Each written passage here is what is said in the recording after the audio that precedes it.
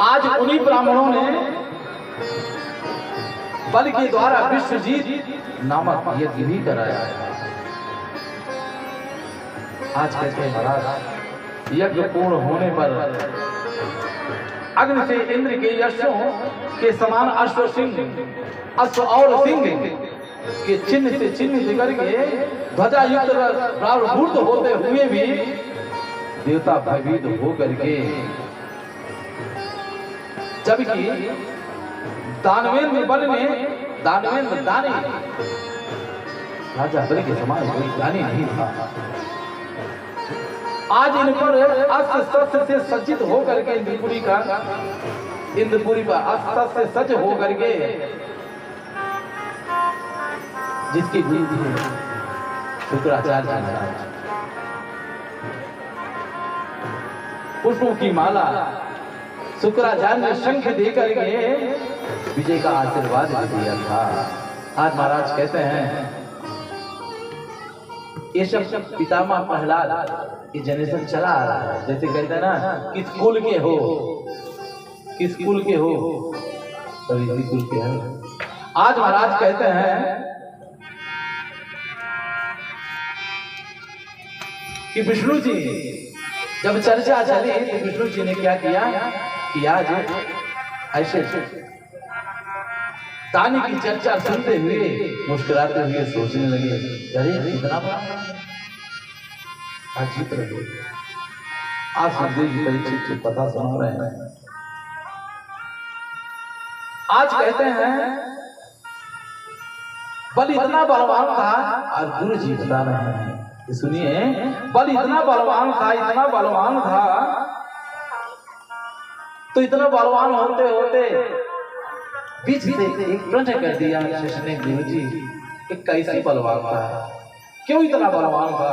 तो मुस्कुराते हुए गुरु जी ने बताया कि बल के लिए ब्रह्मवादी ऋषियों ने यज्ञ करके, यज्ञ कराने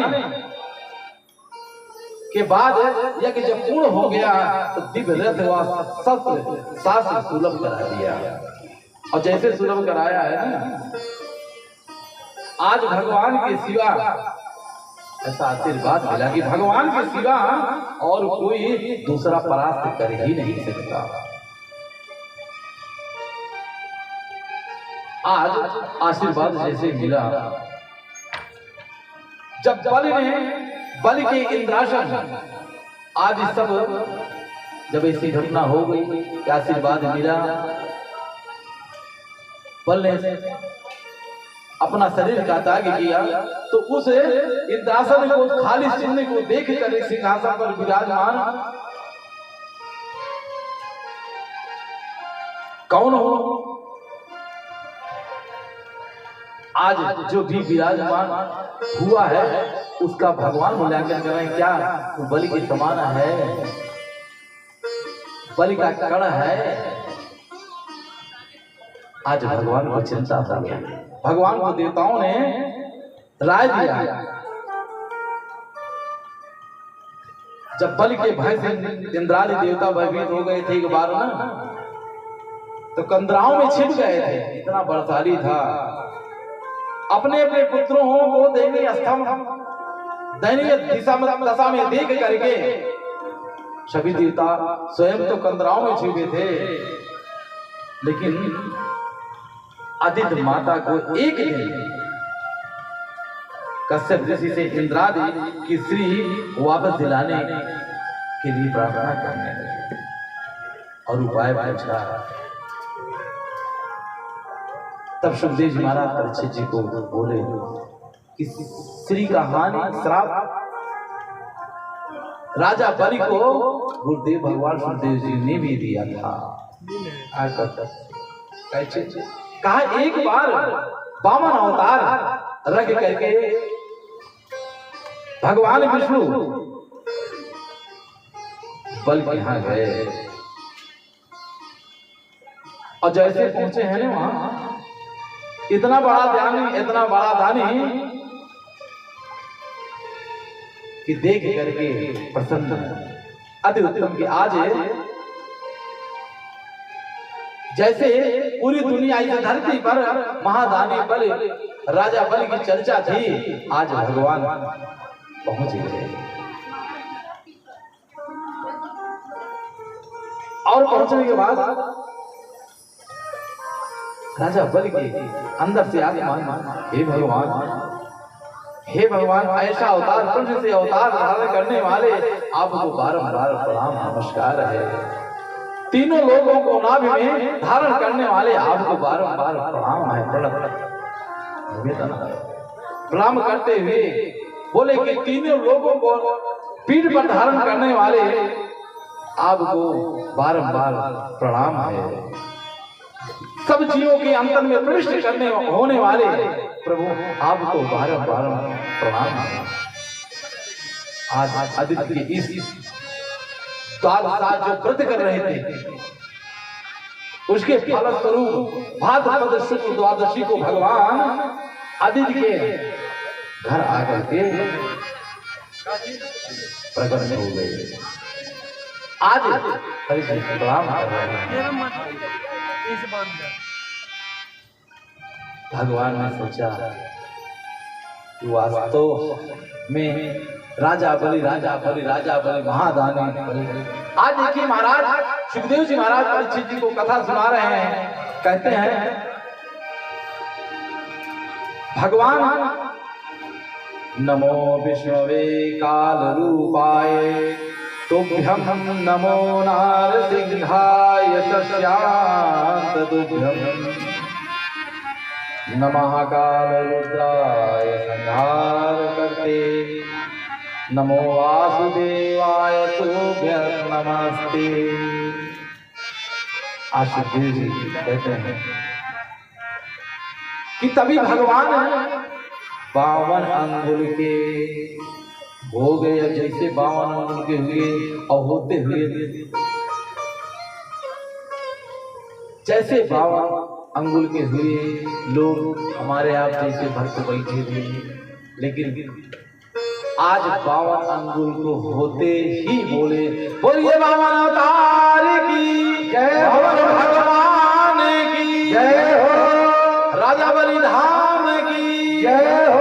आज जैसे जय जयकार हुई, आज भूमि में आसन जंगल के स्वामी ने दंड कुबेर की भिक्षा, कुबेर शब्द देख रहे हैं क्या भिक्षा मांगने के लिए 52। अच्छा सुखदेव जी महाराज को सब तो मालूम था, आप पढ़ेगा तो हम सुने, सब मालूम था गुरुदेव का कर्तव्य क्या है, संत का कर्तव्य क्या है, अपनों भक्तों की रक्षा करना। सुखदेव जी सोच रहे हैं अरे आज परीक्षित कथा सुना रहे हैं। आज कहते हैं परीक्षित जी राजा बलि शुक्राचार्य जी एकदम सोचते सोचते कि कैसे समझाएं इनको ये कौन है, लेकिन राजा बलि महादानी मुस्कुराते हुए नर्मदा के किनारे जब भगवान ने जहां बलि भृगुवंशियों से यज्ञ करा रहे थे ना, उसमें पधार करके वामन भगवान के सूर्य जैसे तेज सब उड़ करके स्वागत किए थे। आज कहते हैं हे परीक्षित स्वागतम ते नमस्तुभ्यं ब्रह्मन की करवामते। आज स्वागत करते हुए अर्धपाद के बाद आसन दिया, स्वागत करने के बाद आसन पर विराजमान, प्रणाम करते हुए आसन पर विराजमान करके बलि ने बोला क्या हे प्रभु आप मेरे लिए आज्ञा तो करिए, आप तो आदेश करिए, आपका आदेश क्या है, आज्ञा तो करिए। शुक्राचार्य जी बता रहे हैं कोई खेल होने वाला है। आज भगवान मुस्कुराते हुए की भाषा सुनिए, अरे प्रभु मैं धन्य हो गया, अरे मैं धन्य हो गया जो आपके चरण यहाँ पड़े हैं। आपका आना ही हमारे लिए पूरे जीवन आप आ ही गए, जो आपने मुझे दिया है ना, इतना बड़ा सौभाग्य मेरा नहीं था, न तो इतना बड़ा मेरे भाग्य की कुबेर खजाना था जो आप चले आए। सबसे बदलों को सुनकर भगवान बामन भगवान ने तुरंत वंश की चर्चा करते हुए कहा हुआ कि हे राजन, आपके कुल में ऐसा कोई राजा नहीं हुआ है जिसने याचकों से यह शब्द नहीं कहा है कि नहीं दूंगा। भगवान बोल रहे हैं, ये राजन आपके कुल में वंशज की चर्चा करते हुए कि आज तक कोई ऐसा आपके वंशज में कुल में नकारात्मक भावना किसी के मुख से नहीं निकला कि नहीं दूंगा। यदि आप चाहते हो तो उसी के वंशज है ना आप, अगर आप चाहते हो ना तो आप तो बड़े दानी हैं। केवल 3 चरणों के नाम के बराबर मैं भूमि मांगता हूँ, मैं भूमि मांगता हूँ। यदि से दे सको वो भी संकल्प के साथ तो दे दो। इतना कहना कहा, केवल मात्र 3 चरणों के बराबर नाम करके इतना भूमि अगर देना चाहते हो तो संकल्प के साथ चाहिए। इतना कहना, संकल्प ने बिना राजन, आज भगवान कह रहे हैं ये राजन बिना संकल्प के, संकल्प ने बिना राजन यज्ञ चिंत गुरुते नरः फलस्य इत्यात्मकं तस्याथ चयं भवेत्। पद पुराण कहता है, पद पुराण कहता है कि हे राजा, भगवान कहते हैं पद पुराण में है कि हे राजा, संकल्प के बिना मनुष्य को कुछ दिया जाए, मनुष्य जो भी कर्म संकल्प के बिना करता है फल तो मिलता है लेकिन कम मिलता है। आज सुखदेव जी परीक्षित जी को बताइए, वो भी संकल्प के साथ, तो परीक्षित जी ने कहा संकल्प के साथ। सुखदेव जी बता रहे हैं कि संकल्प भी हमारे जितने भक्त बैठे हैं साथ में कहता है, संकल्प भी मन में लेना चाहिए। अगर मन में नहीं ले पा रहे हैं तो पंडित जी बैठे हैं, उस संकल्प को उठते जाए, आप मन में सोचते जाए बराबर। आज संकल्प क्यों कि जिस समय सती ने, ध्यान दीजिएगा, ये मत सोचिएगा कि महाराज कहाँ से कूद के कहाँ गए, कि कथा है। अगर आप कहते हैं कूद करके महाराज वहां जाते हैं तो कहानी उपन्यास नहीं वो पढ़ते चले जाएंगे। दृष्टांत उदाहरण देना बहुत जरूरी होता है, ध्यान दीजिएगा। अब आप कहेंगे कूद कर यहाँ कहाँ छोड़ चले गए, 7 महीना में कथा 7 साल में नहीं पूरी हो सकती। और श्रीमद् भागवत कथा ना तो आप 7 दिन के अलावा 6 दिन में कह सकते हैं, न तो 9 दिन में 8 दिन में कह सकते हैं, 7 दिन में आपको सुनाना है। ऐसे हमारे श्रोता बंधु कहते हैं आज नहीं कहाँ कथावाचक आया है, महाराज बुलाए जा रहे हैं कि कूद के वहाँ जा रहा है। कोई श्रीमद् भागवत कथा 7 दिन में पूरा कर सकता है, लेकिन कुछ प्रसंग, हाँ महाराज व्यास मंच से हम बोले शब्द का अगर अनुचित प्रयोग कर दें तो क्या होता है, व्यास पीठ से, इस व्यास पीठ से जितनी भी श्रीमद् भागवत कथा है 3 महीना 4 महीना आप सुनाते रहिए, कभी पूर्ण हो सकता है क्या महाराज जी बैठे, कभी नहीं पूर्ण हो सकता है, पूछिए। लेकिन 7 दिन क्यों, कि परीक्षित जी ने स्पष्ट कहा था कि महाराज अगर मृत्यु के समय 7 दिन में अगर अंतिम समय आ जाए तो क्या क्या करना चाहिए, क्या होना चाहिए, क्या करना चाहिए? तो 7 दिन में, ये मैं नहीं कह रहा हूँ, शास्त्र कहता है, श्रीमद् भागवत कथा कहती है 7 दिन से 9 दिन नहीं कर सकते हैं, न तो इसको 5 दिन कर सकते हैं। इसका एक विधान है, दायरा है। बोली वृंदावन बिहारी लाल की जय हो। आज भगवान जैसे बोले हैं, गुरु का कर्तव्य देखिए। शुक्राचार्य जी कह रहे फंस गए, मेरा सिर फंस गया। अब गुरु तड़पड़ने लगा, राजा पर मुस्कुरा रहे हैं। आज दत्तराज बलि बोले, प्रभु आप आयु से भी तो बालक हैं, बुद्धि से भी बच्चों, बुद्धि से भी बच्चे लगते हैं, लेकिन बुद्धि के जब मूल्यांकन किया जाता है उसका दूसरा रूप निकलता है। प्रभु आज कहते हैं, महाराज आप तो बच्चे की समान हैं, और ये पांव आपके एक ही प्रांत के, आधा प्रांत के नहीं है। अरे एक भी अगर प्रांत मांग लेते तो उचित होता, और आप कह रहे हैं 3 पद, कितना बड़ा 3 पद का मतलब आज बल कराया।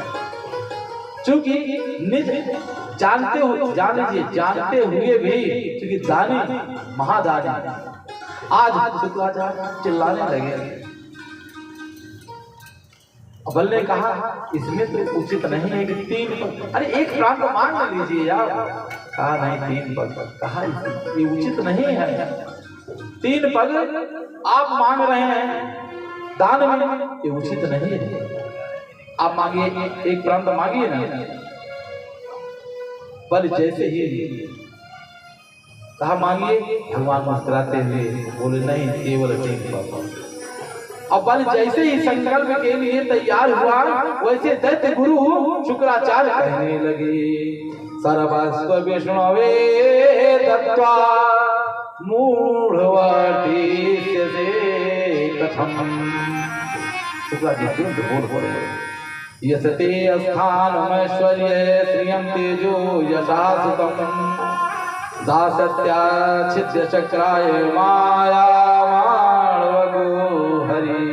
हे बलि, बाल वेशधारी भगवान तेरे लोक में ऐश्वर्य लक्ष्मी को और यश को लेकर के इंद्र को दे देंगे। पागल हो गए हो, तुझे छत्र बना देंगे, तू क्या करने जा रहा है? बल बल मुस्कुराते हुए बलि तुरंत मुस्कुरा करके बोल पड़े कि को वादरिद्रो ही विशाल तृष्णा श्रीमांसिको यस्य समास्तु सह जीवन मृतागत निरोध्यमोयं को वादस्या सुखदा निराशा। भगवदेव कौन दरिद्र कहा तू समझ नहीं रहा है, तुम्हारे यश को लक्ष्मी को छीन करके इंद्र को दे देगा। कहा गुरुदेव दरिद्री कौन है? दरिद्री कौन है? जिसको तृष्णा है, कामना है। जैसे हमारे यहाँ 10 रुपया मिल जाए, उसके बाद 20 रुपया मिल जाए, ये कामना है, ये कामना है, तृष्णा। आज हमारा नाम यहाँ हो जाए, वहाँ नाम हो जाए, हमको इतना रुपया मिल जाए तभी संतोष नहीं। हमको 10 लाख मिल जाए, अरे 20 लाख मिल जाता, क्या बात, 20 लाख मिल जाए, महाराज जी का आशीर्वाद 1 करोड़ मिल जाता, तब भी शांति नहीं। ये तृष्णा सुरसा, जस जस सुरसा बदन बढ़ावा, जैसे जैसे बढ़ता गया सुरता, यही तृष्णा है, कामना है। आज कहते हैं, अच्छा बोल पड़े गुरुदेव दरिद्री कौन है? जिसकी तृष्णा विशाल है वही दरिद्री। धनी कौन है? संतोषी जीवित ही मरा कौन है? जो निकम्मा होता है। अमृत क्या है गुरुदेव? किसी से आशा न रखना, अमृत है। आज गुरुजी बोले मूर्ख, इसे सब कुछ दे देना, सब कुछ दे दोगे तो तू करेगा क्या? वो कितना बड़ा मूर्ख है, अपना निर्माण कैसे करेगा? यह कोई साधारण महात्मा नहीं है। कहा क्या? कहा ये साधारण महात्मा नहीं है, ये विष्णु भगवान हैं। बोलिए विष्णु भगवान की जय हो। आज भगवान कह रहे हैं कि विष्णु है, छलने आए या बालक के रूप में देव का भला करने को आदित्य के गर्भ से पैदा हुए हैं। तीन कदम भूमि मत देना, मैं कह रहा हूं मत देना। आज बल बोल पड़े गुरुजी। दानम भोगो नाशस्त्री गतयो भवन्ति गृहीतस्य यो न ददाति नामुक्ते तस्य तृतीया गतिर्भवति। गुरुजी ने, मैंने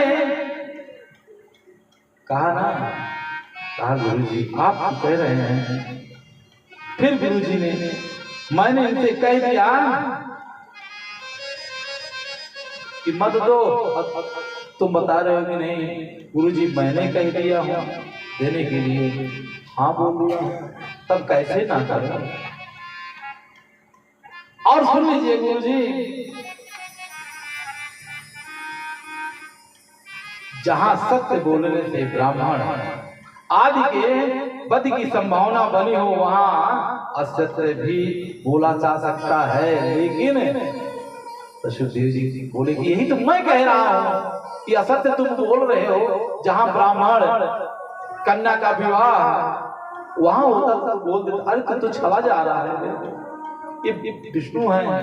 मुस्कुराते हुए बोलने कहा गुरुदेव एक बार संकल्प करके जब मैंने हाँ कर दिया, आज देखिए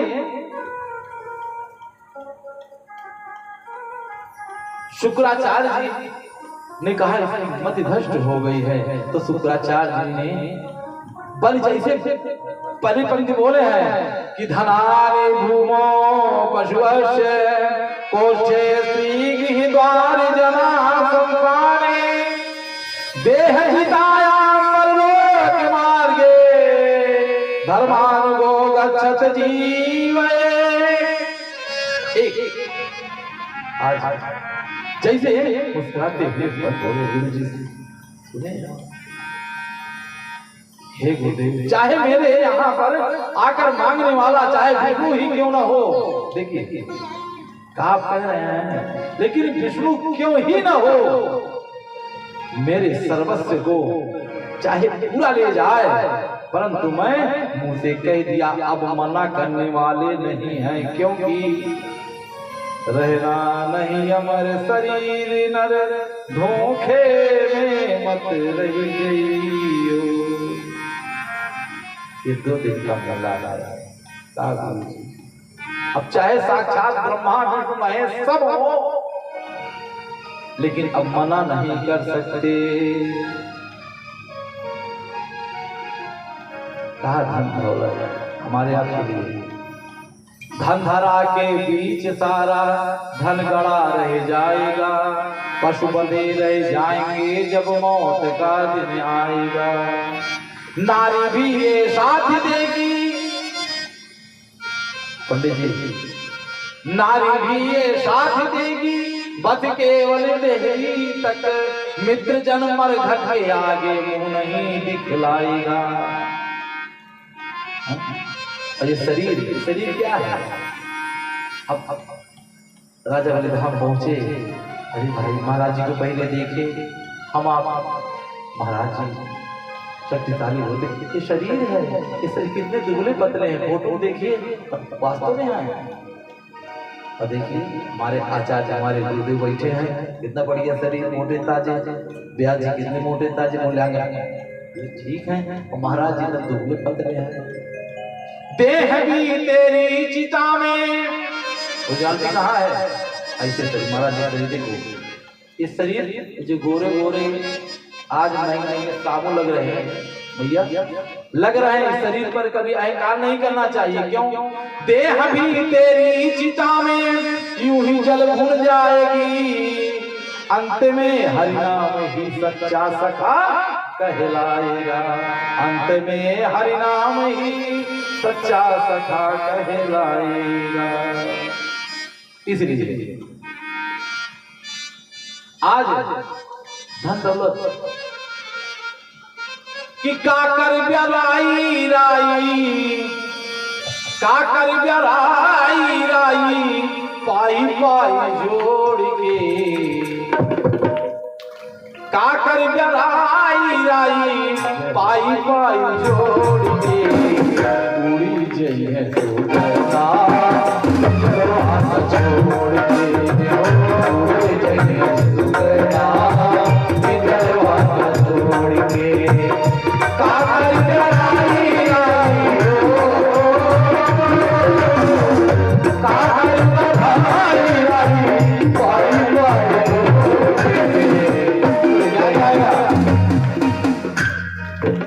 क्या जाएगा? बोलिए।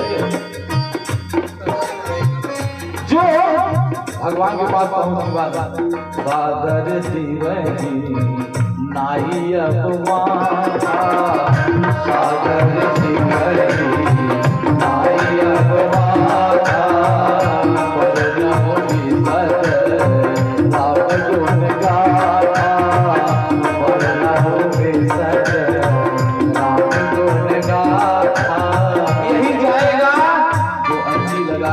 आशीर्वाद आपके साथ जाएगा और कुछ जाने वाला नहीं। याद करना, दान भोग नाश में उस दिन बोला था 3 गति है लक्ष्मी के, और वो भी दान देने का पद देखिए कहाँ दान देना चाहिए।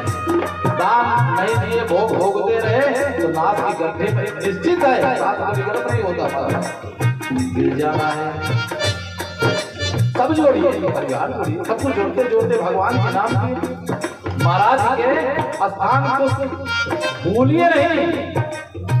काकर ब्याई राई पाई पाई जोड़ के, पूरी जई है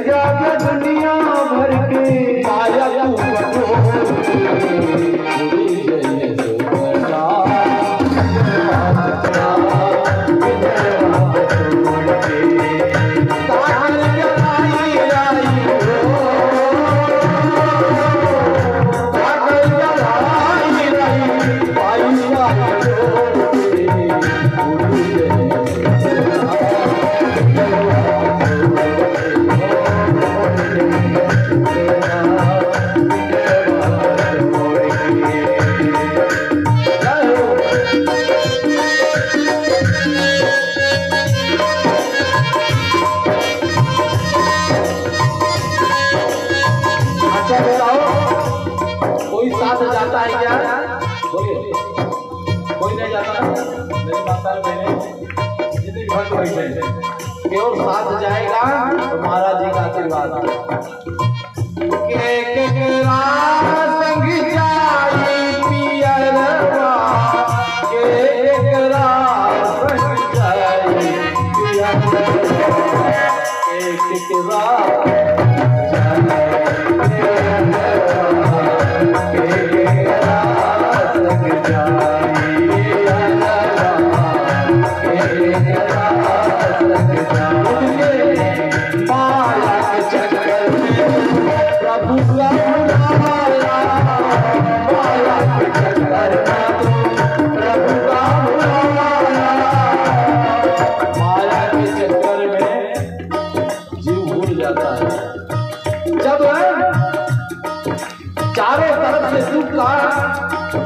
घेराबंदी होती है तो राजा बलि धाम में आज आता है। बोलिए राजा बलि धाम की जय हो। माया के चक्कर में प्रभु का माया के चक्कर करके प्रभु का प्रेम से तू राम श्याम गाया, प्रेम से तू राम श्याम गाया। चला जाएगा एक रोज चला जाएगा एक रोज सारी दुनिया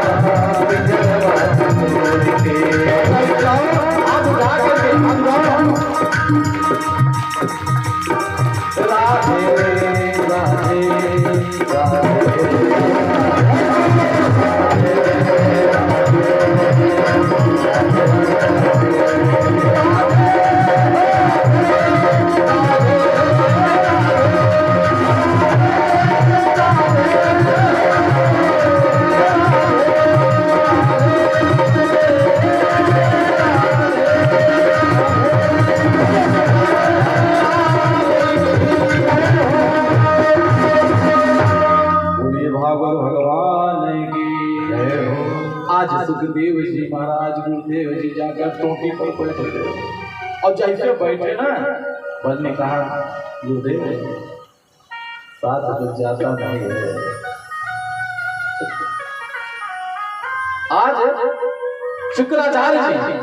शुक्राचार्य जाकर टोटी पर बैठे गए और जैसे बैठे हैं सोचने लगे शुक्राचार्य जी ये कुछ सोचे नहीं तो गाली है और जैसे चोटी पर बैठे तो शुक्राचार्य भगवान समझ गए।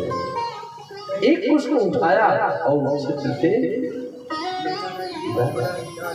हो रहा एक आंख लगा कर शुक्राचार्य लगाए थे जाकर के पुष्प का आगे वाला हिस्सा पड़ा, एक आंख आज भगवान ना बना गाथा से प्रसन्न होकर के लीला से भगवान की लीला से प्रसन्न होकर के अंत में जब सारा व्याख्यान की पोल खुली तो भगवान प्रसन्न होकर राजा बलि से कहा ये बताओ मैं प्रसन्न हूँ,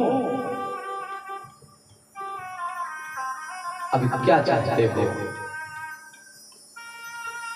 कहा प्रभु चाहते क्या हो? इसका मतलब कहते हैं आया है कई मत में कि भगवान उस महल के गेट कीपर बनने थे, गेट कीपर बन गए कि हमेशा दर्शन करता रहा। लक्ष्मी जी यहाँ तड़प रही, गजब। नारद जी पहुंच गए, कहिए लक्ष्मी जी मुनिवर गए थे अभी लौटे नहीं।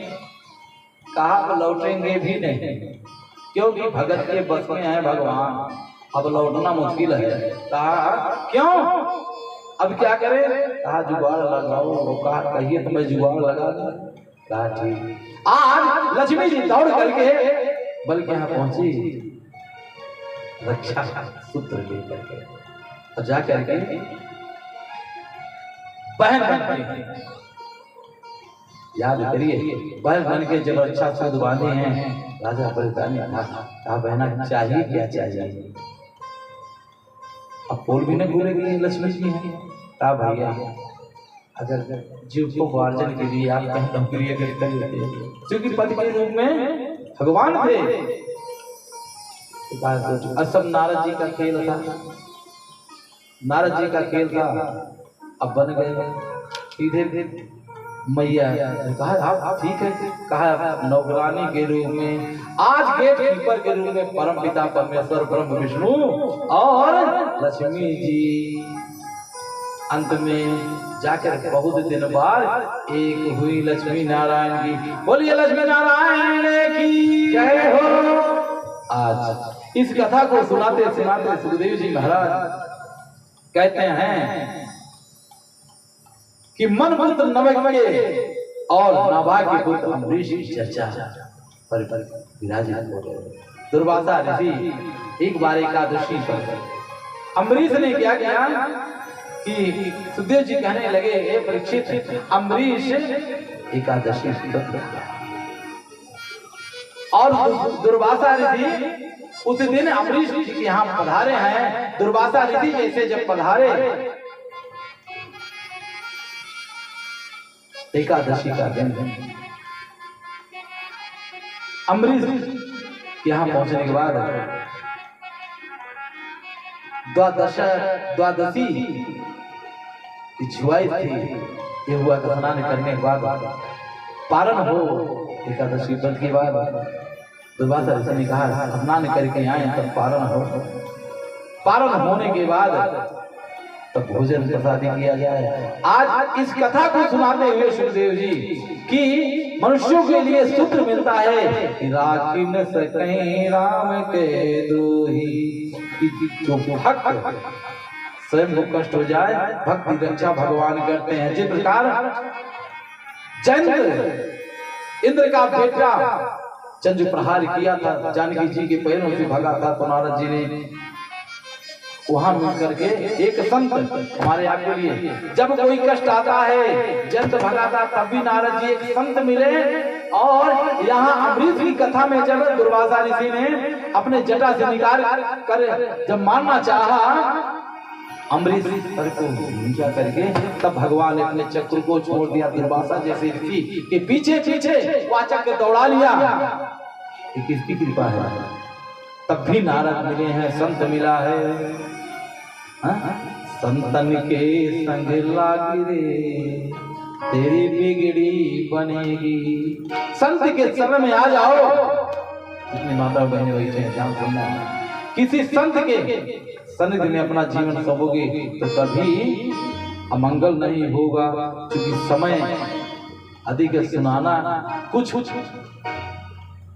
है, सुनाना जरूरी होता है।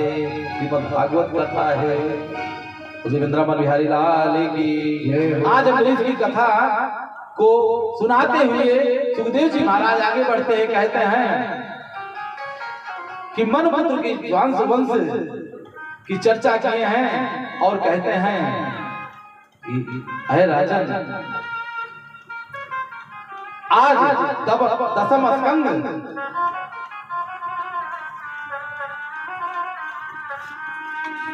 की चर्चा जैसे शुरुआत की परीक्षित ने कहा, प्रभु कथितो वंश विस्तारो भवता सोम सूर्यो राज्ञा चो वैवस्यानाम चरितम परमाद्भुतम।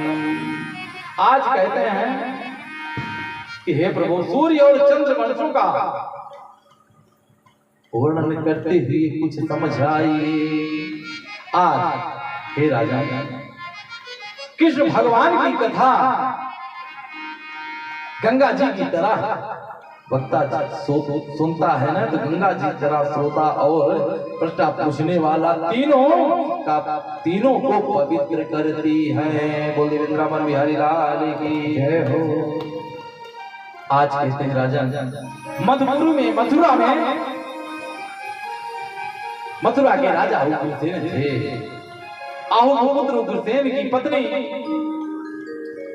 का नाम पवन रेखा था। एक बार एक दिन सखियों के साथ मौन रेखा बगीचे में घूम रही थी।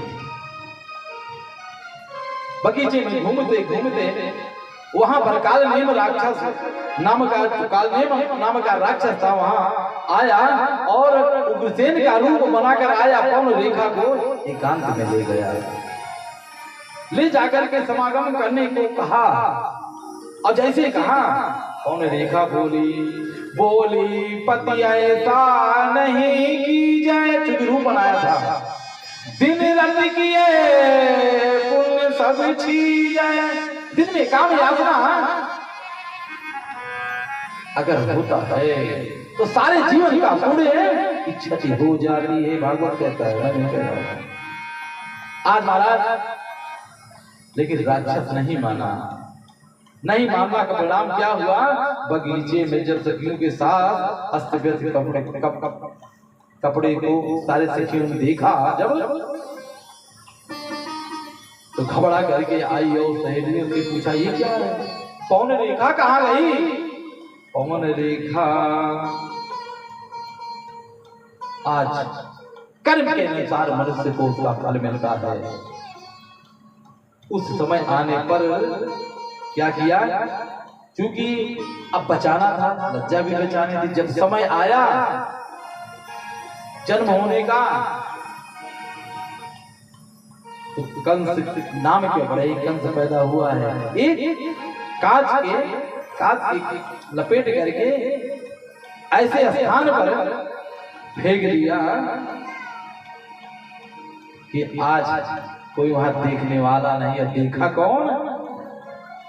भाद्रपद का जमीन अपनी मां को अत्यंत कष्ट दे करके हुआ था नहीं।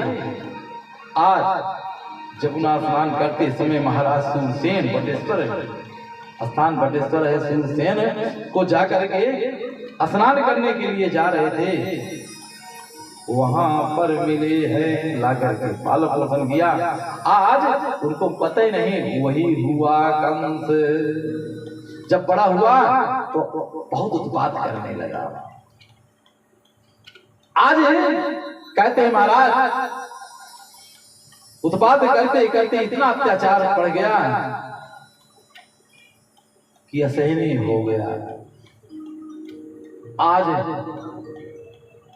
अपने चाचा की पुत्री देवकी का विवाह, इसकी चाचा की पुत्री थी देवकी का विवाह सूरसेन के पुत्र सत्यवादी वसुदेव के साथ बड़ी धूमधाम से किया। कौन किया? कंस ही ने किया था। और जैसे कंस ने किया, बहुत सा दहेज दिया कंस ने।